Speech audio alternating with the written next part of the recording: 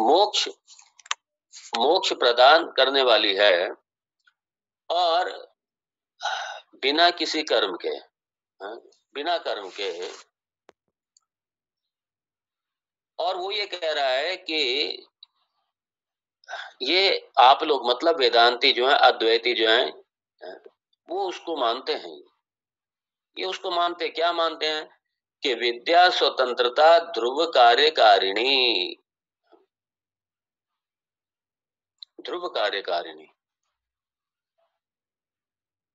ये स्वतंत्र मतलब ये पूरी तरीके से समर्थ है। स्वतंत्र मतलब समर्थ है पूरी तरीके से मुक्ति देने में, बिना किसी कर्म के सहायता के, बिना किसी वैदिक कर्म के सहायता के यह है।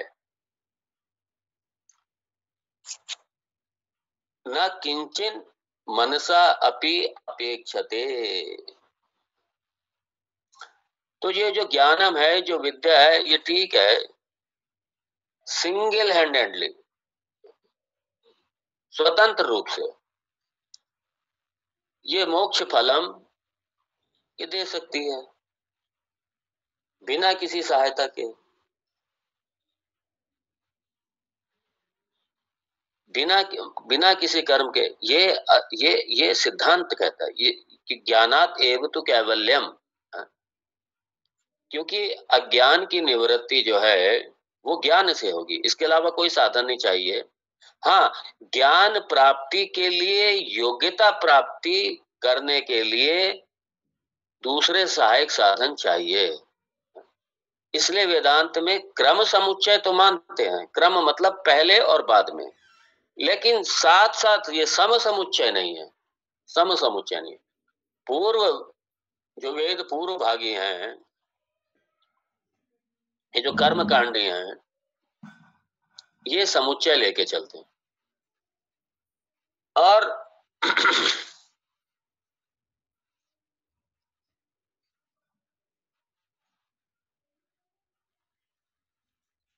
तो नित्य कार्यकारिणी, कार्यकारिणी मतलब मोक्ष फलम, मोक्ष फलम और न किंचित अपेक्षते।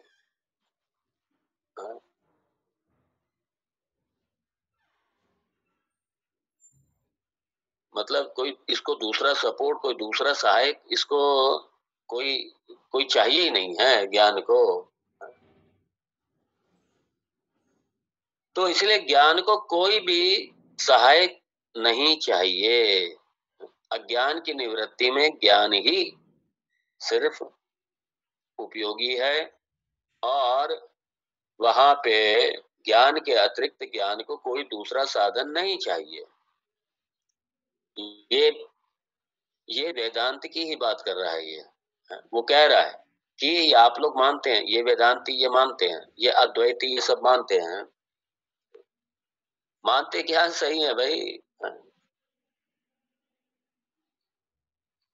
तो मनसा अपि न अपेक्षते।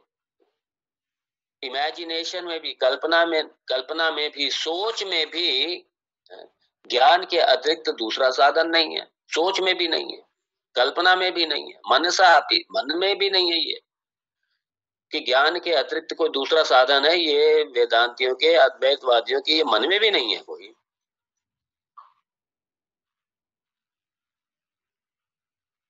और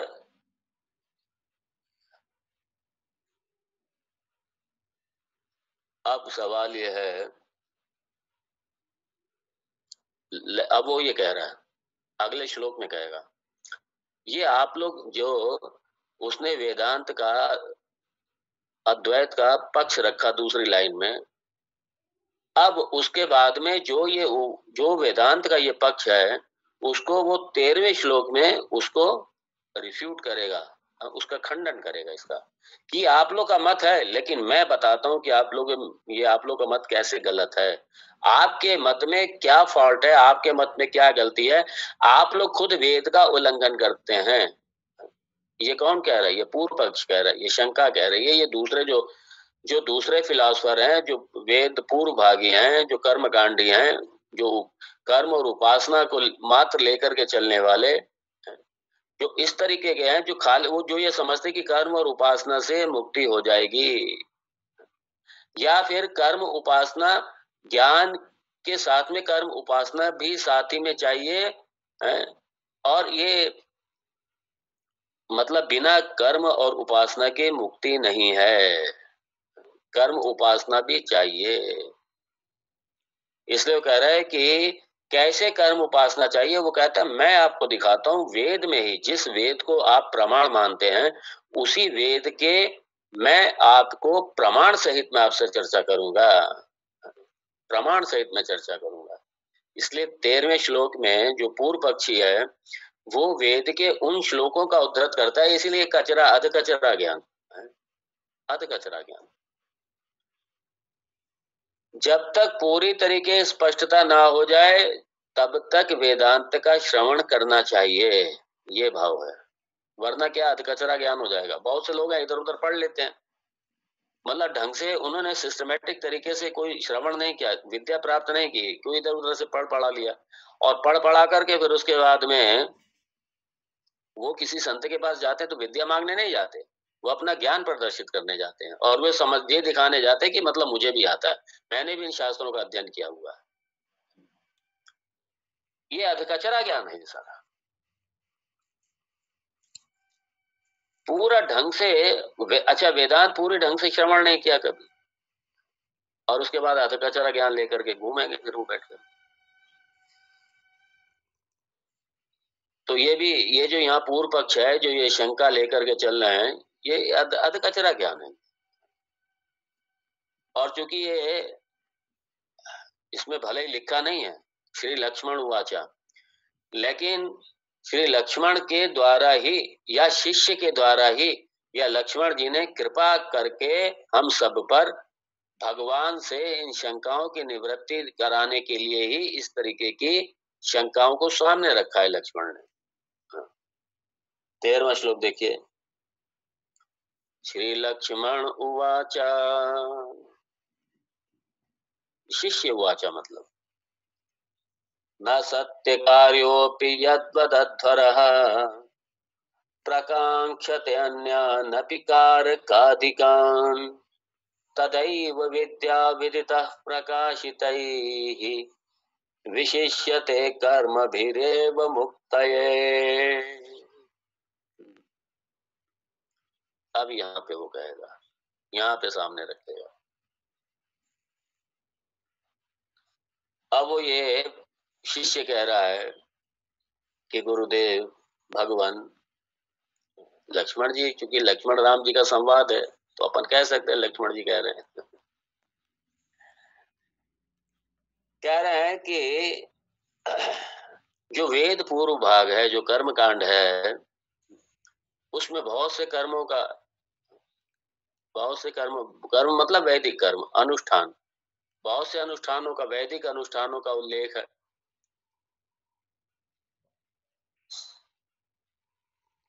और वो सारे के सारे कर्म कर्म फल से जुड़े हुए, क्यों? कर्म कर्म फल के बिना ही नहीं, हर कर्म अपना कर्म फल उत्पन्न करता है। तो कर्म जितने सारे अनुष्ठान है, वैदिक अनुष्ठान है, वैदिक कर्म कांड के सारे कर्म वो विभिन्न तरीके के फलों को भी उत्पन्न करते हैं, फलों को उत्पन्न करते हैं। इसलिए पूर्व भाग में कर्म कांड में बहुत से अनुष्ठान है, धन प्राप्ति के लिए, राज्य प्राप्ति के लिए, स्वस्थ प्राप्ति के लिए, पुत्र प्राप्ति के लिए, स्वर्ग प्राप्ति के लिए, सुख प्राप्ति के लिए, बहुत से अनुष्ठान है, वर्षा के लिए अनुष्ठान नहीं है सारे। आप चूंकि साइंस के पास तो ये, चूंकि ये अतीन्द्रिय विषय है, ये भी साइंस के पास नहीं है कि ये सब कैसे करें, लेकिन वेद वेद में अनुष्ठान है कि अगर अनुष्ठान को सच्चे ढंग से, अच्छे तरीके से, विधि पूरी शास्त्रीय विधि से किया जाए तो वो फल होगा, उसका मिलेगा फल। वेद प्रमाण है, साइंस प्रमाण नहीं है, उसमें वेद प्रमाण है। वेद बता रहा है कि ये साधन करो और ये साध्य मिलेगा आपको। साधन मतलब ये कर्म करो, ये अनुष्ठान करो तो आपको वो अनुष्ठान का फल मिलेगा जाकर के उस रूप में। ये वेद कहता है ये। तो कितने सारे यज्ञ, लक्ष्मी यज्ञ है, आवहंती होमा, ज्योतिष्टोम याग, चातुर्मास्यम याग, ज्योतिष्टोम याग, और कितने तरीके के याग, स्वर्ग प्राप्ति के, पुत्र कामेष्टि जो महाराज दशरथ ने कराया था।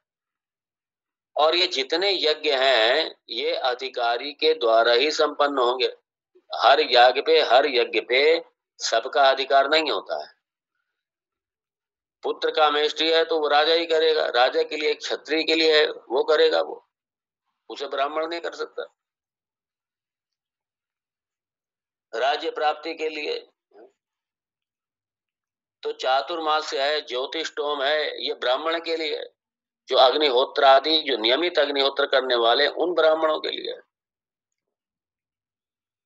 तो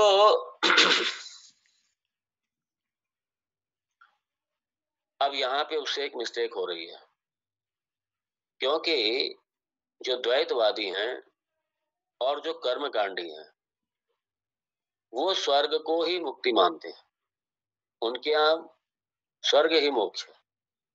कोई मतलब शिवलोक में चले गए, विष्णु लोक में चले गए, साकेत चले गए, मतलब मुक्त हो गए, यहाँ पे समस्या है।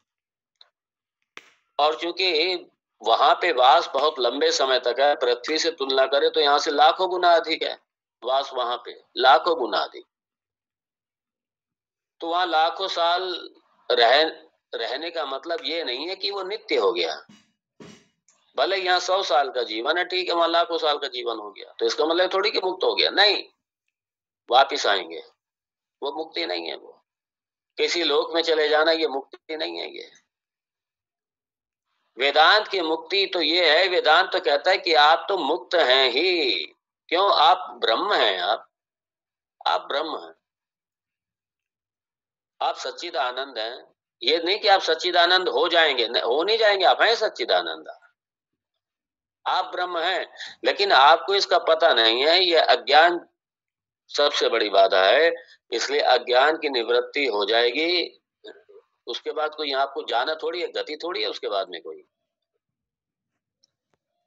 इसलिए मुक्त पुरुष के न तस्य प्राण उत्क्रामंती, उसके प्राणों का कहीं आवागमन कहीं नहीं होता, कहीं उधर जाना नहीं है उसने, कहीं भी कहीं नहीं जाना उसने, क्योंकि वो पूर्ण है। वो कहाँ, पूर्ण वस्तु कहाँ जाएगी? पूर्ण वस्तु एक बर्तन का आकाश है, बर्तन फूट गया तो ये जो घड़े का आकाश है वो महाकाश से मिलने के लिए कहाँ जाएगा? वो यात्रा करेगा क्या वो कोई? इसलिए ना तस्य प्राणा उत्क्रामंती, उसके प्राण का कोई उत्क्रमण या कोई गति, कोई गमन नहीं होता उसका। वो पूर्ण है, वो पूर्ण है, वो कहाँ जाएगा? पूर्ण वो जहां जाए नहीं। इसलिए पूर्ण पूर्ण तो ये, जब वो पूर्ण ही है, जब आत्म तत्व पूर्ण है, जब ब्रह्म रूप से पूर्ण हूं मैं, तो मुझे कहाँ गति करनी है? ऐसी कौन सी जगह है जहां मैं पहुंचा हुआ नहीं हूं मैं? इसलिए मैं बिना चले भी मैं पहुंच गया वहां पे। पूर्ण वस्तु कहाँ चलेगी? वो कहाँ जाएगी? वो कौन सा उसका गमन होगा? आकाश का जब दृष्टांत देखिए, आकाश के देख लीजिए अभी, जबकि आकाश का भी अधिष्ठान है आत्म तत्व, ब्रह्म तत्व। जब आकाश की ही गति नहीं है, आकाश ही पूर्ण है, ये सारा ब्रह्मांड उसी में ही है, आकाश में ही है। जब उसकी यह स्थिति है तो जो आकाश का भी जो अधिष्ठान है उसकी क्या स्थिति होगी? वो तो सर्वव्यापी है ही, पूर्ण है ही। और जो ये समझते हैं कि नहीं नहीं वहां पे जाकर के